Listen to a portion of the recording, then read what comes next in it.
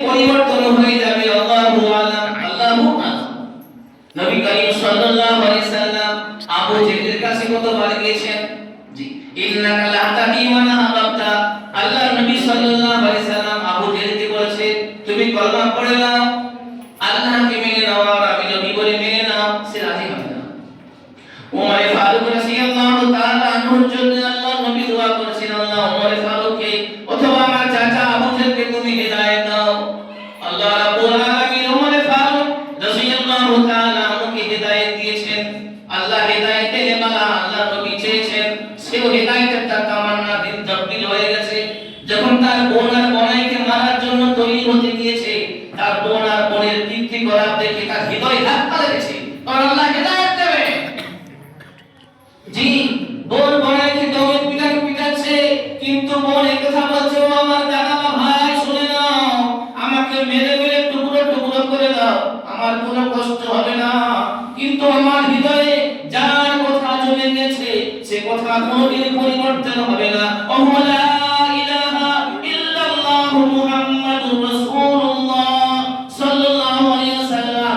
মুহাম্মাদুর রাসূলুল্লাহ এত সুন্দর লোক, তার মতো পৃথিবীতে কোনো দেখি না, না আগামীতে আসবে কিনা আমার জানা নাই। সে নবীর হাতে পায়ে দিয়ে আমি কলমা পড়েছি, মুসলমান হয়েছি। এই কথা শুনে ওমর ফারুক রাদিয়াল্লাহু তাআলা আনহু দিলে আঘাত লেগেছে আর সে আওয়াজ দিয়েছে, চলো যেতে হবে। পড়নে वाला কোরআনটা আমার হাতে দাও না, আগে বাদশা দাও তবে তো দেওয়া যাবে। ওমর ফারুক রাদিয়াল্লাহু তাআলা আনহু দিলে আঘাত লাগলো, জি দিলে আঘাত লাগলো। আচ্ছা, নবী করিম সাল্লাল্লাহু আলাইহি সাল্লামের কাছে হাজির হয়েছিলেন, হাতে কিন্তু তরবার আছে। সাহাবারা দেখছেন নবী করিম সাল্লাল্লাহু আলাইহি সাল্লামের কাছে আসছে, নবী বলছেন আসতে দাও, সে আসতে দাও। নবী বলছেন ওমর তোমার আসার কারণটা কি?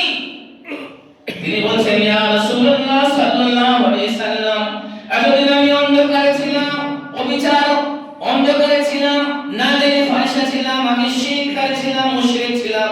আজ থেকে আপনার কথা মেনে নেব আর আপনি আমাকে মুসলমান বানিয়ে নেন। দয়ার নবী সাল্লাল্লাহু আলাইহি সাল্লাম বলছেন, তুমি বলো লা ইলাহা ইল্লাল্লাহু মুহাম্মাদুর রাসূলুল্লাহ সাল্লাল্লাহু আলাইহি সাল্লাম।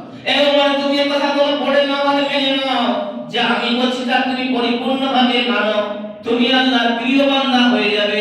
আল্লাহ রাব্বুল আলামিন তাকে প্রিয় বান্দা বানিয়ে নেন, খলিফাতুল মুসলিমিন দ্বিতীয় খলিফা বানালেন। সুবহানাল্লাহ।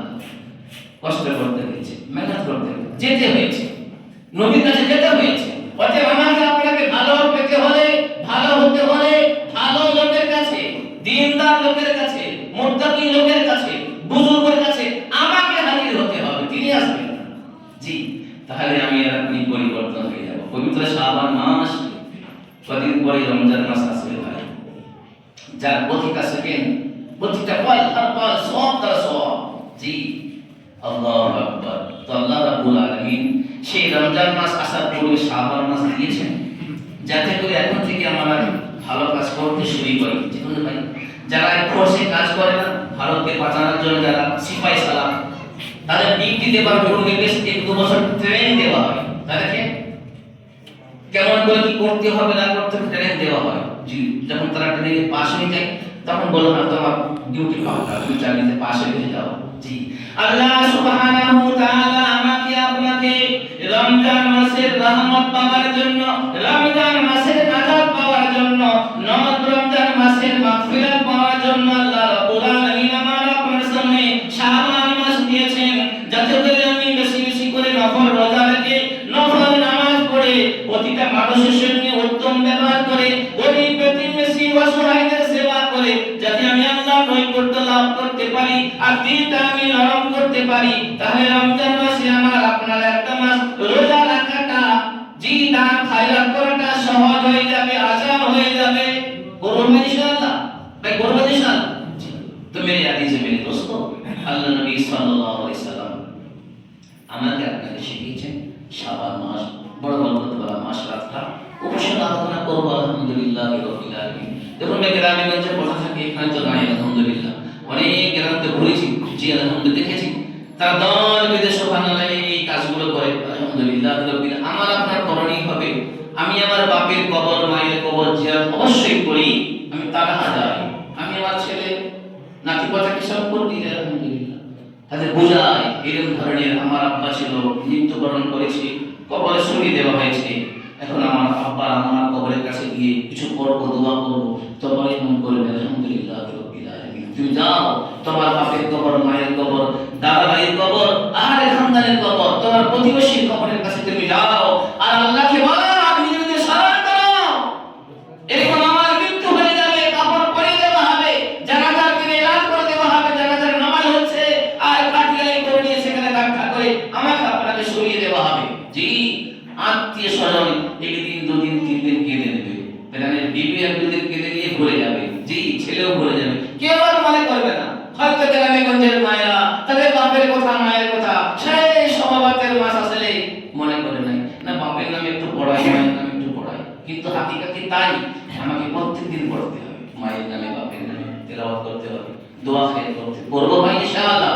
আল্লাহ তাআলা শানু আম্মা নামাহু আমাকে আপনাকে জ্ঞান দিয়েছেন, বিবেক দিয়েছেন, ভালো করে চিন্তা করি, ভালো করে মেহনত করে দিলে লাগবে। মান জাদা ওয়াজাদা, যে কোশিশ কিয়া পায়া, আমাকে আপনাকে চেষ্টা করতে হবে ভালো হওয়ার জন্য। জি, আল্লাহ রাব্বুল আলামিন বলছেন ওই ব্যক্তিকে আমি হিদায়াত দেব যে ব্যক্তি হিদায়াত পাওয়ার জন্য অগ্রসর হবে, এগিয়ে আসবে, আর তার আমি সমস্ত ধরনের মদত সাহায্য করব। তো ভাই যদি আমি আর আপনি আমার দিলে দিলে চিন্তা ভাবনা করি না এর করতে হবে, তো নিশ্চয়ই আল্লাহ তাআলা শানু ওয়া মানামাহু আমাকে আপনাকে আরো তবদিল করে দেবেন, পরিবর্তন করে দেবেন, আমি আর আপনি নামাজি মুসল্লি হয়ে যাব। এই জন্য আমার আপনার কর্তব্য পবিত্র শাবান মাসের মূল্যটা করি, পবিত্র শাবান মাসের কদর করি, ভালো লোকের সঙ্গে ওঠা বসা করি, ভালো লোকের সঙ্গে সম্পর্ক রাখি। আলহামদুলিল্লাহ কি জানি ওই ভালো লোকের সঙ্গে সম্পর্ক থাকার বিনিময়ে আল্লাহ হাসরের দিনে পার করে দেবেন। সুবহানাল্লাহ। আল্লাহ যা কিছু বলেছেন, যা কিছু শুনিয়েছেন, বলনে वाला শোনার, বলার, আমল করার তৌফিক দিন, তো শুননে वाला আল্লাহ রাব্বুল আলামিন আমল করার তৌফিক দান করুন। আমিন সুম্মা আমিন। ওয়া আখির দাওয়ানা আলহামদুলিল্লাহি।